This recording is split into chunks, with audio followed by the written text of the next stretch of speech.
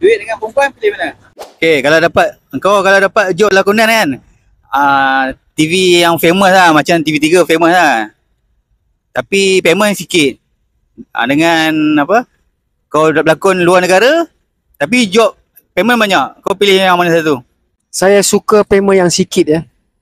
Tak kisahlah sikit ke banyak ke. Yang penting tempatan punya. Sikit pun tak apalah sebab saya support drama tempatan. Walaupun drama tempatan ni tak seronok, kampung-kampung, kita kena support lah. Ya, walaupun sikit payment tak apa, tak kisah. Sikit-sikit lama-lama jadi bukit. Okay? Maknanya pilih glamour dengan duit, awak pilih duit lah. Saya ni orang yang patriotik. Sebab tu saya lebih pilih drama tempatan.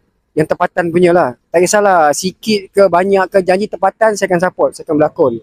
Jangan tak dapat langsung cukup lah. Tapi mesti dapat. Ya, sikit pun tak apa. Duit dengan perempuan pilih mana? Perempuan! Dunia akhirat. Akhirat.